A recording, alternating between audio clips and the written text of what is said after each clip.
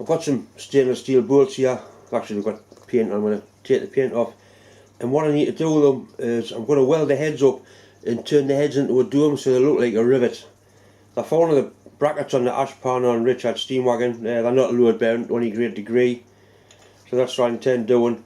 I'm going to use a wire wheel to take the paint off, then build them up, obviously with stainless fair wire, put them in the lathe, turn them round, and then try and get a nice domed head on them. I've got 4 to do, so I'll get a little bit of video doing these.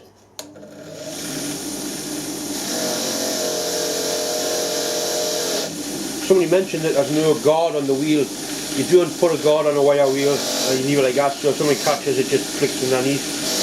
I've got eye protection on. Sleeves are pulled up, no jewellery, no nothing dangling about.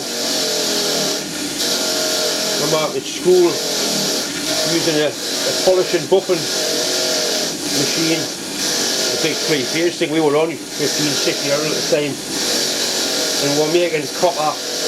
We had a copper ashtray, and it was getting hot as the lad was holding it, and what he did, he actually got it in his apron to stop it burning his finger. They pulled the apron and the wheel, put a nasty mark on his belly, and all he got a clip on the ear for being a clumsy little bastard. I don't know. When you think what you've got to do now, health and safety wise, anyway, all survive more or less.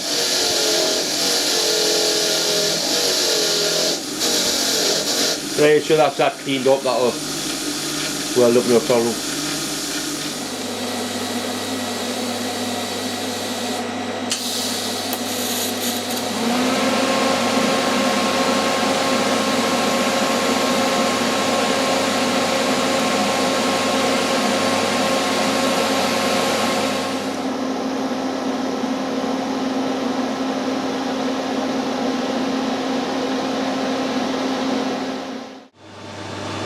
Right, I've got the welded up bolt, obviously held in the collar chuck.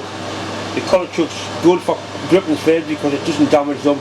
It also gives us more room to get the ball turning tool in. I'm just going to turn it round, turn the hex off the head to start with.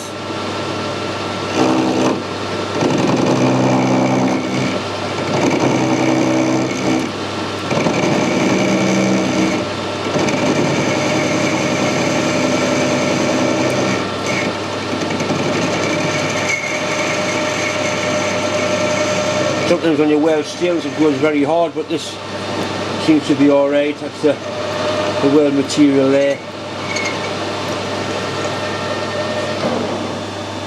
Right, so I'll put the ball turner in and have a bit exploratory turning it and see what happens.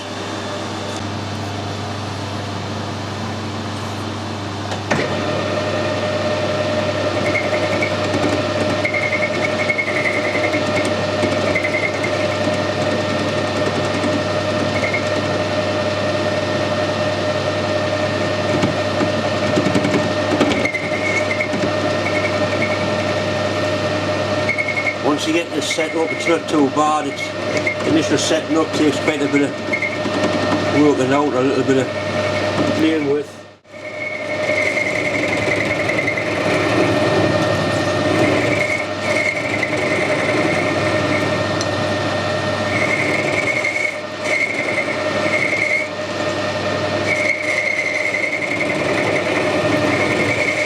Starting to have the desired effect. It's not exactly going to give a perfect finish, but it's going to get it very, very near to be a dome.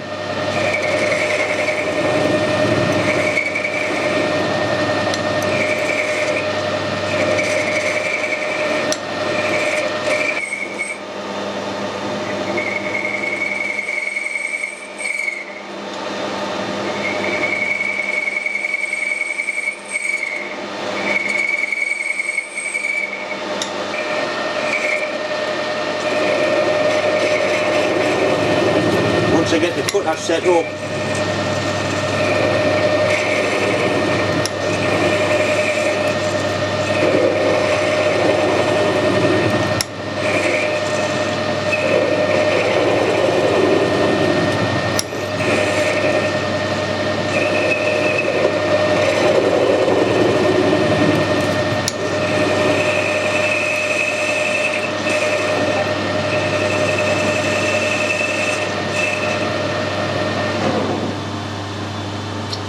I'm just going to run a little bit faster for the last cut.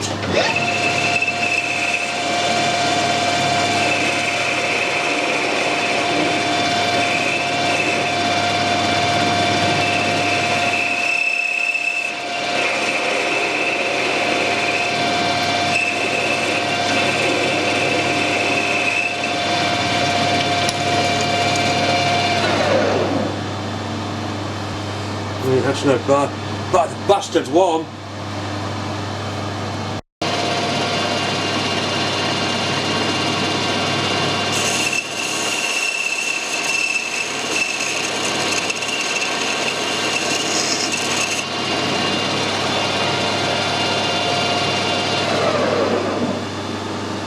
It's not too bad, it's certainly warm, dear me.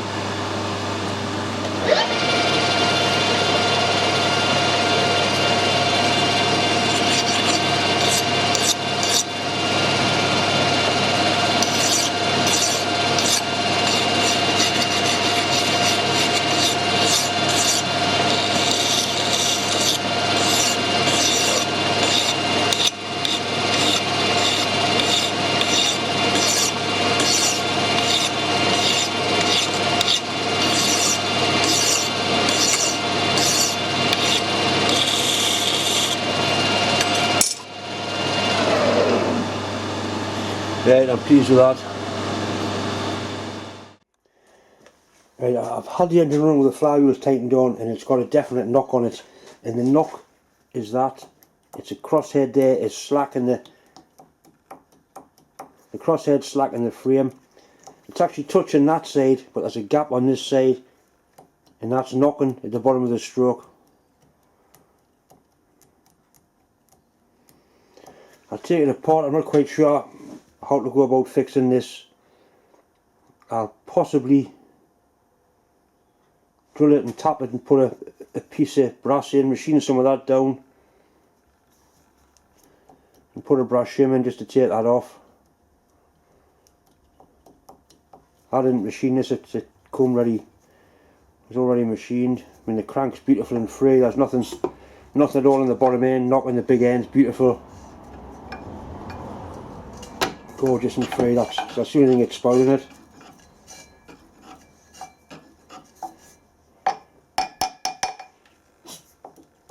That knock there. One other option is to obviously strip it down, clean it up and TIG braze this up, put a thin layer of bronze on there by TIG brazing. I've got some aluminium bronze filler wire. I don't think it wouldn't put enough heat in the cast iron to damage it. Just build that up with some aluminium bronze and machine it to fit. In fact, I'll probably hand file it to fit. It's annoying, but I can't leave it like that. I can't have it knocking. It won't do any harm. It's just not right.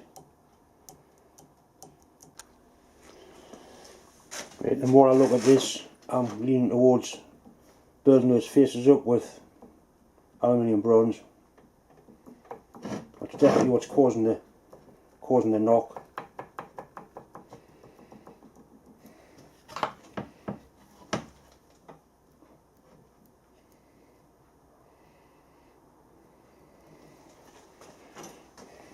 Doesn't need much. I'll put some feeler gauges in and measure it.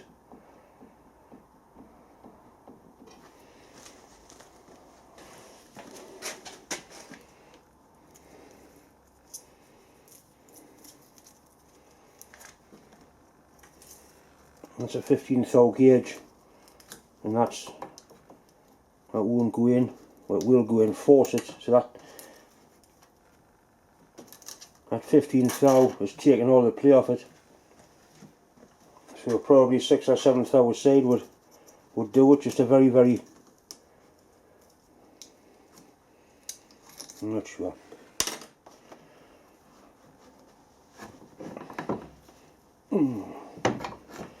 I'll take the gland out, packing out the gland as well. Right, I've got the piston out and the gland, the packing out now, and you can see all it in all its glory. It is quite slack.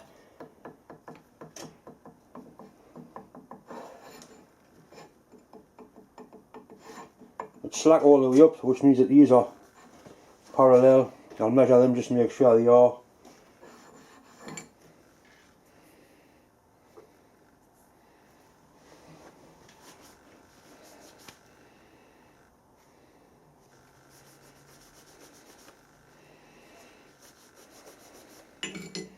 I mean, if worst comes to worst, I'll make a new one.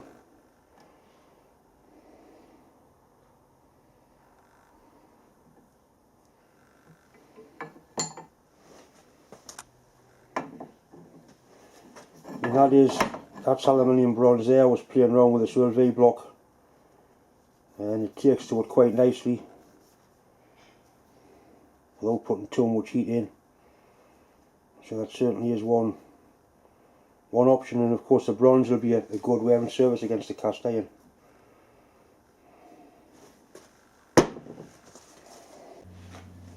I've decided to weld this crosshead up, or at least build it up with silicon bronze.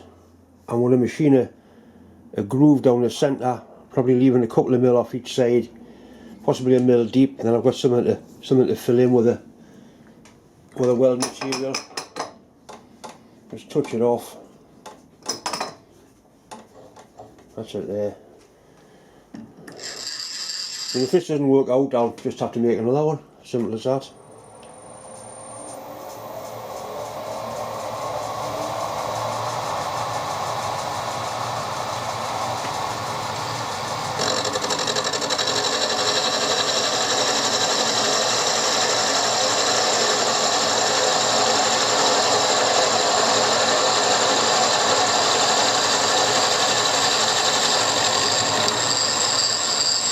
At least it's flat and square.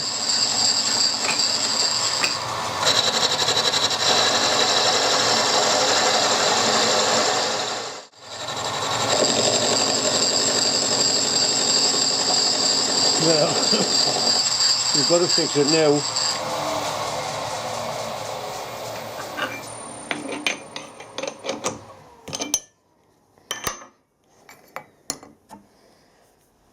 Right, it's built up with the bronze. It worked.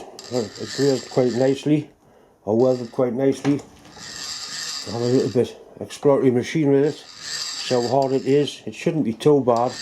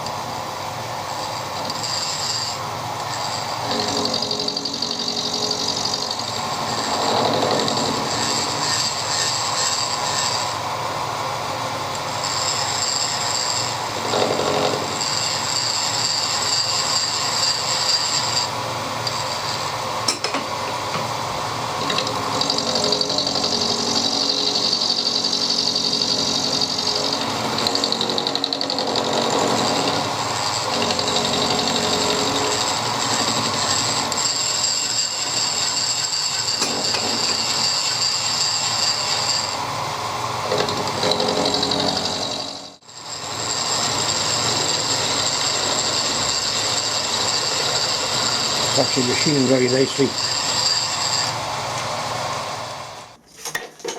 I spent quite a lot of time with the file on this, and it's very near to fitting now. I'm quite pleased with the way it's brazed up. It's got a nice even coating. See, I managed to leave the very edges just so I had something to go off, because we only needed roughly 6 hours side build up on it.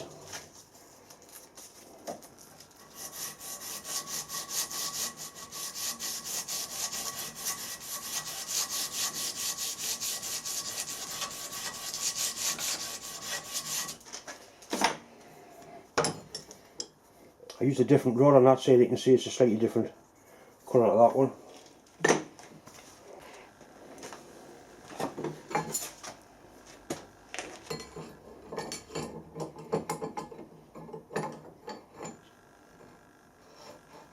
It's a lot better fit. It's a little bit tight up towards the top. And basically a little bit more polish with some fine emery on there, and that should be good to go. and that's going to run no problem at all against the cast iron, that bronze or nail. It's never going to wear out.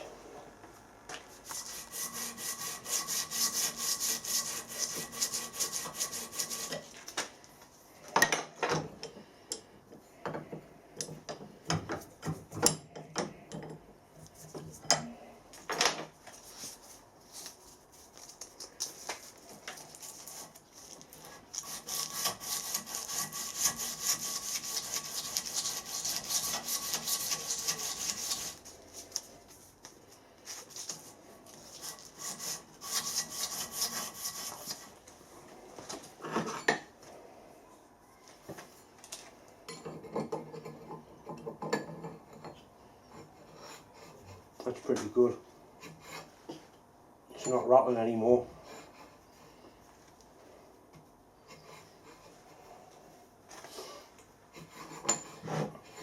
I think I'll leave it at that and let it polish itself in at that. Right, very happy.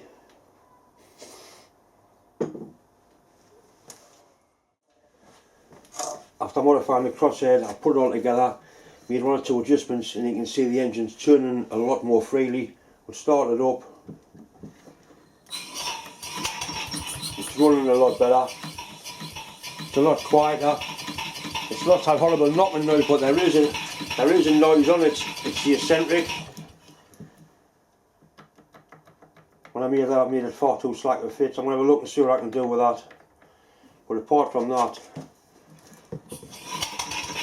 it's running really nice.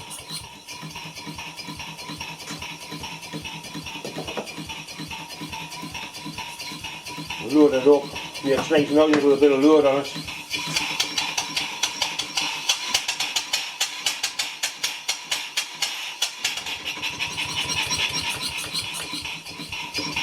The idea is to find an old dynamo, then run a dynamo off a belt and make a governor for it.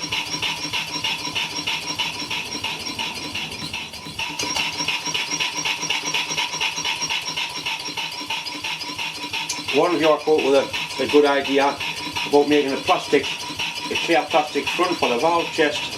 Then we can actually see the valve moving, because if you can turn it down nice and slow, you'll be able to see the valve covering and uncovering the valve port.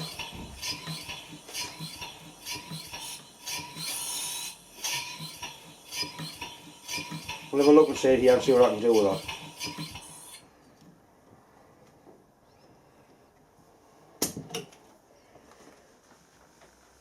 Once again, it's just time to say a massive thanks for subscribing, for clicking the like button, and as always, for all the well wishes that are coming in towards my wife Deb and me dad. It does mean a lot. Thanks very much. And don't forget, if you like what you see, press the subscribe button. Thanks for watching.